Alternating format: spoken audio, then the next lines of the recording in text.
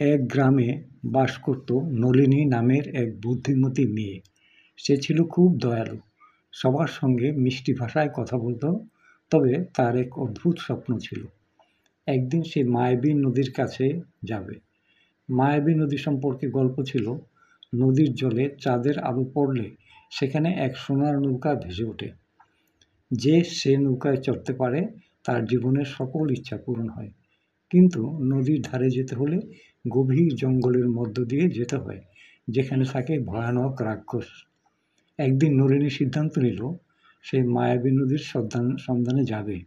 সবাই তাকে থামানোর চেষ্টা করল, কিন্তু নলিনী দৃঢ় প্রতিজ্ঞ।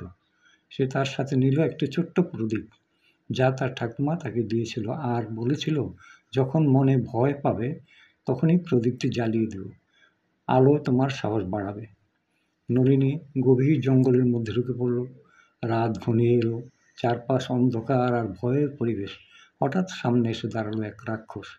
তার গলায় ঝোলানো ছিল বিশাল এক মণি। রাক্ষস গর্জে উঠল, বলল, তুই এখানে কেন এসেছিস? নলিনী ভয় পেয়েও শান্তভাবে বলল, আমি মায়াবী নদীর কাছে যেতে চাই, আমার ইচ্ছা পূরণ করতে হবে।